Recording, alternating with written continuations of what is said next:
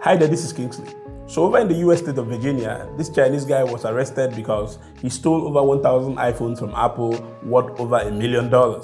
Over in the US state of Oregon, these two Chinese students were arrested because they defrauded Apple of iPhones worth over $985,000. Over in Europe, Switzerland precisely, a 56-year-old Chinese woman and her 32-year-old son were arrested because they imported over 3,000 fake iPhones from China and Hong Kong, took these iPhones to Apple Care and claimed that these were genuine iPhones and they were under warranty, and Apple actually replaced these iPhones and gave them original iPhones, which they sent back to China, sold them and made a lot of money. Over in San Diego in the United States of America, the FBI busted this 14-man Chinese gang who imported over 10,000 fake iPhones from China, took them to Apple Care all over the US and claimed that these iPhones were genuine. And Apple replaced these phones, gave them genuine ones, which they sold out and made a lot of money out of. And eventually, Apple lost over $6.1 million from this particular fraud scheme. So how did these Chinese gangs pull off this kind of fraud schemes without Apple even knowing? I mean, we're talking about Apple, the company that claims to be the most secured company in the world, and people are defrauding them all over the place. So I'm going to explain to you how they were actually able to pull off schemes like these, and Apple didn't even know. So the largest market in the world for just about anything is in China. China has over 1.4 billion people, and that is more than the population of Africa, the United States, Canada, and even more than the population of India, which is the second largest country in the world. So if you have even 5% or 10% of that population buying your product, you're going to make billions of dollars. A lot of companies know this, including Apple, that controls currently 16% of the Chinese market. So let's make it a round figure and say Apple controls 16% of 1 billion. That is 160 million. So let's assume that every year Apple sells $1,000 iPhones to 160 million people in China. That means Apple is making over $160 billion from China annually. Or let's assume Apple is selling $700 iPhones to 160 million Chinese people. That means Apple is making $112 billion annually from China. So if you buy an iPhone in China, just like in New York or in California, you can take these iPhones to Apple stores all over China, even in Shenzhen, which is like the Silicon Valley of China, and Apple will replace these phones if they have an issue and give you a brand new one. But these Chinese scammers discovered something spectacular about these warranty schemes and decided to exploit. When Apple released the iPhone in 2009, they weren't really selling in China because the iPhones were not really compatible with Chinese networks. And besides, there was no agreement between China Mobile and Apple. Then by 2012, things began to move up slowly and Apple was able to grab a portion of the Chinese market. So Apple began to open Apple stores all over Chinese major cities like Shenzhen and Chengdu. The Shenzhen store was one of the biggest. If you bought an iPhone in China and it had an issue, you should naturally take it to the Apple store to be fixed or replaced. In the first weeks of opening these stores, everything seemed fine and alright. But suddenly, in the first 6 months of the store's opening, weekly iPhone warranty claims, including repairs and replacement requests, jumped from about 200 a week to more than 2,000 a week. That was almost 3 times more than Apple's flagship store on Fifth Avenue in New York, which is the biggest and busiest Apple store in the world. A turning point came in 2013 when an Apple data scientist discovered a way to measure the fraud by counting the number of iPhones that switched to new Apple IDs after the devices were replaced under warranty. So a legitimate Apple customer who gets a replacement logs into the new phone with their original Apple ID, which should match the broken iPhone that they returned to Apple. But in fraud cases, replacement phones were usually registered with different Apple IDs because the devices immediately changed hands. The data scientists discovered more than 60% of replaced iPhones in China were getting new Apple IDs. This became a problem and Apple decided to investigate. And it was discovered that the skyrocketing requests for replacements was due to a highly sophisticated fraud schemes run by organized teams.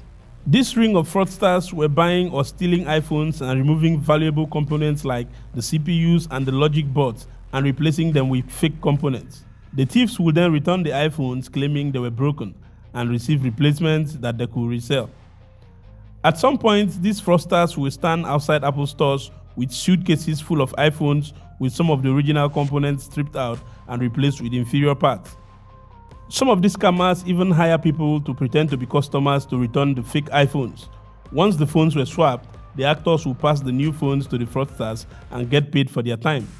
So each time Apple released the new iPhone, warranty claims usually exploded in few months. Then guess what? When Apple employees refused to accept the phones for warranty, some of the fraudsters became violent. One of such incidents even caused Apple to temporarily close the Shenzhen store in 2013 for security and safety purposes.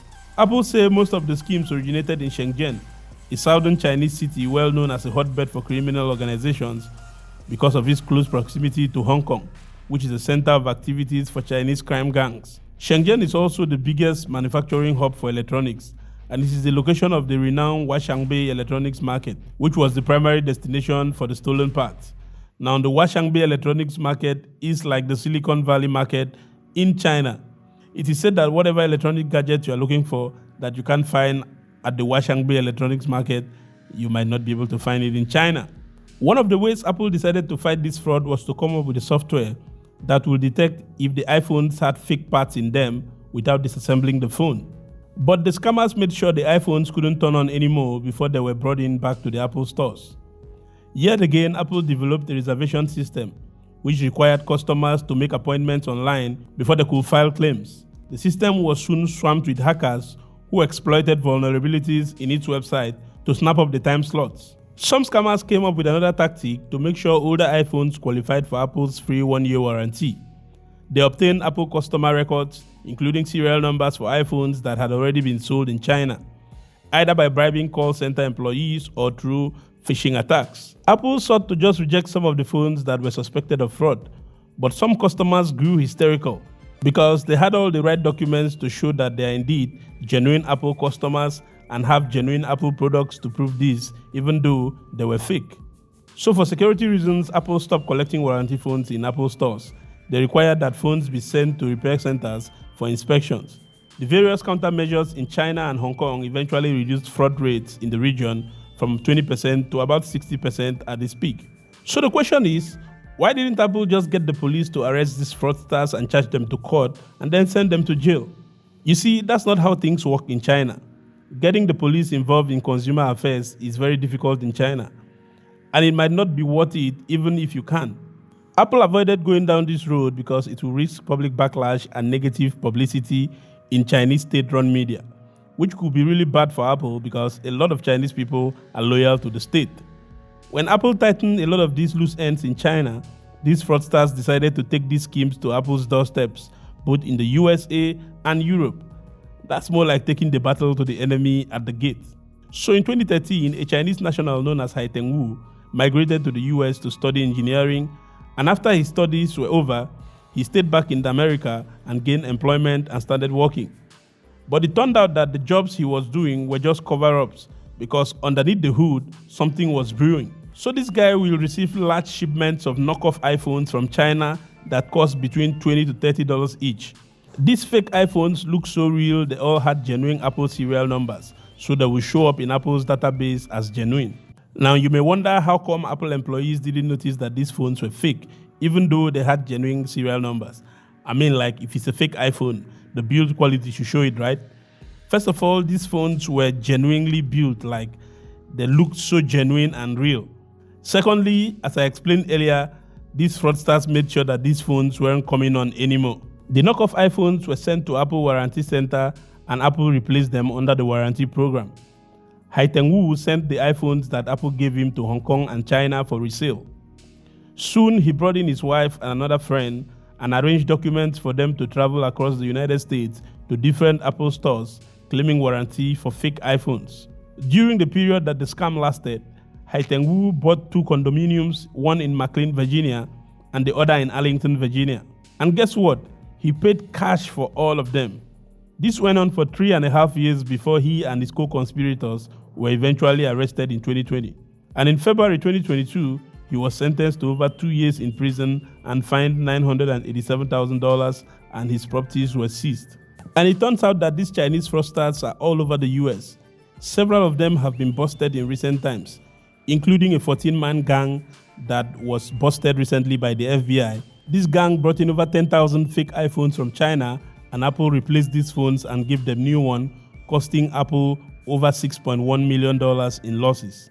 And over in Europe, the same warranty fraud operates in several European countries with official Apple presence. Like in Switzerland, for instance, where a 56-year-old mother and her 32-year-old son were caught in 2019 running the same warranty fraud schemes from 2015 to 2019 before they were eventually arrested and sent to jail.